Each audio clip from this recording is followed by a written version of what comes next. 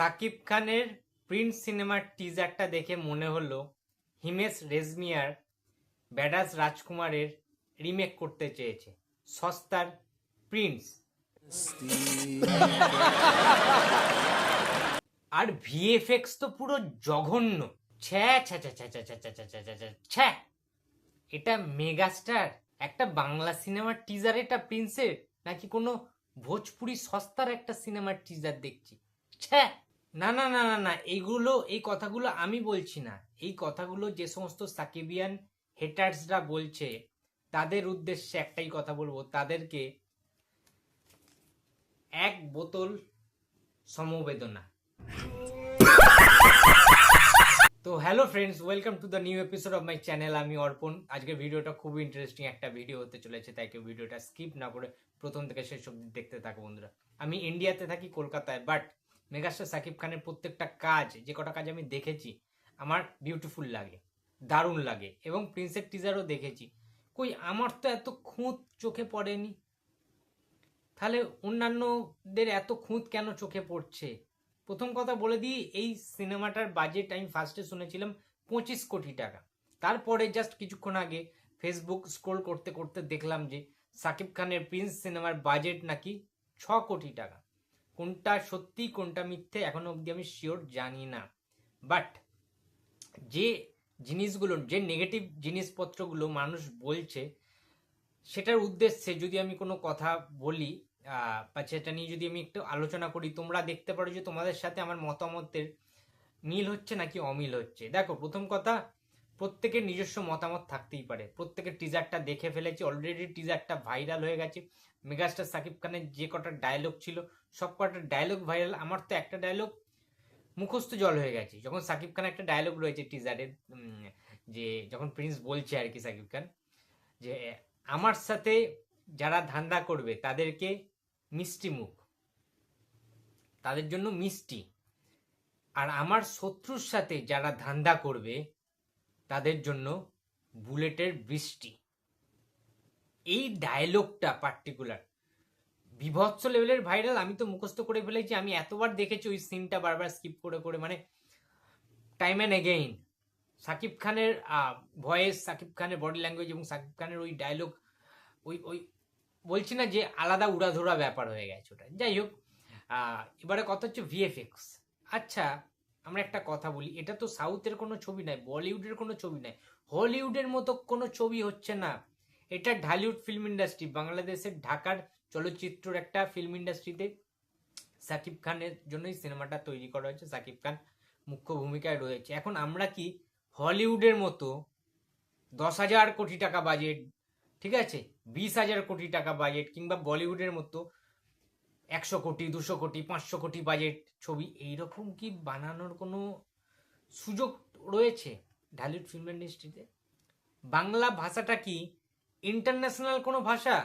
বাংলা ভাষায় সিনেমা কি গোটা ওয়ার্ল্ড ওয়াইড প্রত্যেকটা জাতি ধর্ম নির্বিশেষে প্রত্যেকটা, মানে প্রত্যেকে কি বাংলা ভাষা জানে? আই থিঙ্ক জানে না। আমি নিজে বাংলা ভাষায় কথা বলি, আমি কলকাতায় থাকি, ইন্ডিয়াতে থাকি, ওয়েস্ট বেঙ্গলে থাকি। আমি বাংলা ভাষাটা বুঝি, হিন্দি ভাষা বুঝি, অ্যান্ড ইংলিশ ভাষা বুঝি, আর একটু আধটু তামিল তেলেগু বুঝি, যেহেতু আমাদের আঞ্চলিক ভাষা এগুলো। বাট আমি বলতে চাইছি যে কোনো একটা পার্টিকুলার এই আঞ্চলিক ভাষাগুলো, যেমন ধরো বাংলাটা, বাংলা হচ্ছে আমার মাতৃভাষা, আমি কলকাতায় থাকি, আমার মায়ের ভাষা, আমার মাতৃভাষা বাংলা ভাষা। বাট তাই বলে এই নয় যে বাংলা ভাষা সবাই জানে, সারা পৃথিবীর লোক জানে, এটা কিন্তু নয়। হলিউড সিনেমায় এত বাজেটে কেন বানানো হয়? তার কারণ বাজেট রিকভারি করার সুযোগ থাকে তাদের। ইংলিশ ভাষাটা, যেটা হলিউড ফিল্ম ইংলিশে যেটা হয়, সেটা কিন্তু ওয়ার্ল্ড ওয়াইড প্রত্যেকে প্রায় ইংলিশটা বোঝে কম বেশি, কারণ ওটা একটা ইন্টারন্যাশনাল ল্যাঙ্গুয়েজ, যেটা কমন। বাংলা ভাষাটা কিন্তু কমন নয়। হ্যাঁ, বাংলাদেশের রাষ্ট্রীয় ভাষা বাংলা, আমাদের পশ্চিমবঙ্গেও যেহেতু মাতৃভাষা বা আঞ্চলিক ভাষা যাই বলো না কেন, ওটার সাথে দুটো বঙ্গের মধ্যে, দুই বাংলার মধ্যে একটা মিল রয়েছে। বাট তাই বলে এই নয় যে সারা বিশ্বে বাংলা ভাষাটা সবাই জানে। সেই কারণেই মার্কেটটা তো অতটা বৃহৎ নয় বাংলা ভাষার মার্কেটটা। তাই জন্যই বাজেটটা না খুব স্বল্প পরিমাণে থাকে, একটা মার্জিনের মধ্যে থাকে। আউট অফ মার্জিন হয়ে গেলে মুশকিল হয়ে যায় প্রডিউসারদের। এখানেই হচ্ছে ব্যাপার যে আমরা অনেক বেশি না এক্সাইটেড হয়ে পড়ি, হলিউড সাউথ বলিউডের সাথে কম্পারিজন করে ফেলি। এই যেমন বিভিন্ন জায়গায় দেখছিলাম হিমেশ রেশমিয়ার সাথে তুলনা করছে, কিছু কিছু জায়গায় পোর্শন মিল রয়েছে, ব্যাডাস রবি কুমার আর কি, ব্যাডাস রবি কুমারের সাথে প্রিন্সের এক্স করে দিচ্ছে আর কি, কম্পেয়ার করছে। দেখো কম্পেয়ার করার কি কোনো মানে আছে, যুক্তি আছে? এটা তো কোনো যৌক্তিক বিষয় নয়। হিমেশ একটা আলাদা, সাকিব খান আলাদা, দুটো আলাদা আলাদা ইন্ডাস্ট্রিতে বিলং করে। হিমেশ আমাদের বলিউডের, সাকিব খান ঢালিউড ফিল্ম ইন্ডাস্ট্রি, সুতরাং তফাৎ তো থাকবে। তাও আমি বলছি একটা কথা, হিমেশের থেকে megastar Shakib Khan far far better actor, অনেক বেটার অ্যাক্টিং করে তিনি। ঠিক আছে, সাকিব খানের যা স্টারডাম রয়েছে হিমেশের তার 1%ও স্টারডাম নেই, আমি গ্যারেন্টি দিয়ে লিখে দিচ্ছি। ইয়েস, গ্যারেন্টি দিচ্ছি, আমি অর্পণ পাড়ুই, আমি গ্যারেন্টি। ঠিক আছে, মেগাস্টার সাকিব খান হিমেশ রেশমিয়ার থেকে অনেক ভালো অভিনেতা, অনেক স্ট্রং অভিনেতা, অনেক পাওয়ারফুল একজন মেগাস্টার। আর হিমেশ রেশমিয়ারকে আমি কোনো অভিনেতা হিসাবে মনেই করি না, এটা হচ্ছে আসল কথা। ঠিক আছে, ওই রকম কামড়ে কামড়ে অভিনয় আর কাঁদতে তো জানেই না হিমেশ। ঠিক আছে, আমার খুব হাসি পায় হিমেশের কান্না দেখলে। অনেকে হিমেশের ফ্যানরা আবার আমায় এসে গালাগালি দেবে, খিস্তি করবে, I don't care, but I don't care just, যেটা সত্যি আমি কিন্তু সেটাই বলছি। ঠিক আছে, সাকিব খানের বডি ল্যাঙ্গুয়েজ, সাকিব খানের লুকিং, ঠিক আছে, এবং ব্যাডাস রাজকুমারে হিমেশের লুকটা তোমরা দেখবে ব্ল্যাক টাইপের চুলদারি ফাড়ি ছিল। ঠিক আছে, আর প্রচুর ক্রিঞ্জ কিছু ডায়লগ ছিল, মানে ভোগাস ডায়লগ, যে ডায়লগের কোনো মানে নেই। কিন্তু প্রিন্সের টিজার দেখে যেটা মনে হলো, খুব সিরিয়াস একটা প্রজেক্ট। কিন্তু ওয়ান্স আপন টাইম ইন ঢাকাতে একটা গ্যাংস্টার ওয়ার্ল্ড দেখানো হবে, প্রিন্স কিভাবে তার রাজত্ব কায়েম করবে টাকার এই দুনিয়াতে, কিভাবে নিজের রাজদণ্ডটাকে প্রতিষ্ঠিত করবে, সেই সমস্ত জিনিস কিন্তু দেখানো হবে। এবং আমাদের ইন্ডিয়ান অ্যাক্টর দিব্যেন্দু ভট্টাচার্যের সাথে যে ক্ল্যাশ, যে টাসেল, যে অ্যাকশন হবে, সেটা দেখার মতোই কিন্তু হবে। এবং ওই যে বন্দুকটা, মেশিন গানটা যেভাবে কাস্টমাইজ করে পিয়ানোর আকৃতি করে বানানো হয়েছে, হিমেশ কেন, বলিউডের কারোর এখনো অবধি তো অকাদ হয়নি সাকিব খানের মতো এরকম বন্দুক একটা বানানো, কাস্টমাইজ করা। এই কনসেপ্টটা, এই ব্রেনটা, এই বুদ্ধিটা তো কারোর নেই বলিউড বা হলিউডে। সেটাকে নিয়ে তো কেউ কথা বলছে না, শুধুমাত্র ভিএফএক্স দেখলেই হয়ে যাবে।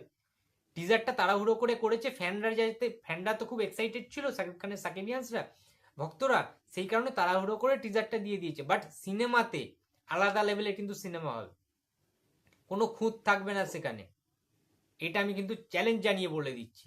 অত হতাশ হওয়ার কিছু নেই এখনো পর্যন্ত। ঠিক আছে, প্রিয়দর্শিনীর ক্যারেক্টার রয়েছে, এছাড়া আরো অনেকে রয়েছে। ঠিক আছে, এবং আরেকটা কথা, সাকিব খান কিন্তু প্রিন্স সিনেমায় সাইন করেছেন এমনি এমনি না। মেগাস্টার সাকিব খানের সাথে আরো আগে যারা যারা কাজ করেছে আর কি, সেটা অনন্য মামুন হতে পারে, রায়ান রাফি হতে পারে, সবাই কিন্তু দুর্দান্ত লেভেলের বক্স অফিস কালেকশন পেয়েছে, ভালো তারা লাভবান হয়েছে, সেই কারণেই সবাই সাকিব খানকে নিতে চান। সুতরাং এখানেও আবু হায়াত মাহমুদ কোনো ভুল ডিসিশন নেননি। তিনি জানেন যে মেগাস্টার সাকিব খান নামটাই একটা ব্র্যান্ড, সিনেমা এমনি দুর্ধর্ষ লেভেলের বক্স অফিস কালেকশন করে এখন থেকেই কাঁপিয়ে দিচ্ছে। সুতরাং কে কি বললো দুই একটা নেগেটিভ কথা, তাতে কোনো যায় আসে না। ঠিক আছে, আমার তো প্রিন্সের টিজারটা দারুণ লেগেছে। অনেকে বলতে পারে সস্তার ভোজপুরি ছবি, ভাই তোরা একটা সস্তার এই ভোজপুরি সিনেমা সাকিব খানের টিজার কেন, তোরা একটা যে কোনো সিনেমার টিজার বানিয়ে দেখাতো, কত অকাত দেখবো, কত দম দেখবো, কত বুকের পাটা দেখবো। আমি কলকাতায় বসে বলছি আজকে যে এইরকম জিনিস বানাতে না ভাই বুকের পাটা লাগে, দম চাই।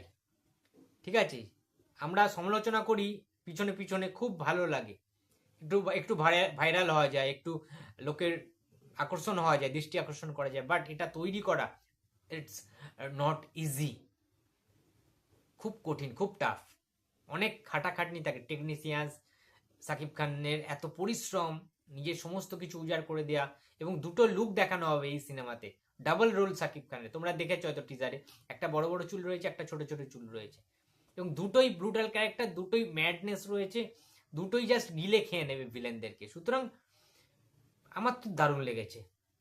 সুতরাং যারা সমালোচনা করছে তাদের জন্য মিষ্টি মুখ, কিংবা সাকিব খানের কথায় বুলেটের বৃষ্টি, এবং আমার জন্য একটা মাজাটা খেয়ে নিয়েছি, এখন জল ভরে রেখেছি, তাই একটা জলের বোতল ভর্তি জল আছে, জলটা খেয়ে নিও, তাদের জন্য এটাই সমবেদনা আমার তরফ থেকে। সাকিব খানের লেভেলে তো জীবনে যেতে পারবে না তোমরা, সমালোচনাটাই করতে হবে। সাকিব খানকে দেখে তোমরা হিংসেই করবে সারাটা জীবন, আর কোনো উন্নতি তোমাদের হবে না। ঠিক আছে, তো যাই হোক বন্ধুরা, এটাই বলার ছিল ভিডিওতে। অনেক অনেক রকম ট্রোল করছে প্রিন্সের টিজার নিয়ে, সেই জন্যই মনে হলো ভিডিওটা করি। তো তোমাদের কেমন লেগেছে ভিডিওটা অবশ্যই কমেন্ট বক্সে জানিয়ে দিও। ভিডিওটা ভালো লাগলে লাইক করো, কমেন্ট করো, শেয়ার করতে ভুলো না। যদি চ্যানেলে নতুন হয়ে থাকো তো প্লিজ সাবস্ক্রাইব মাই চ্যানেল। দেখা হচ্ছে পরের কোনো ভিডিওতে। তো টাটা।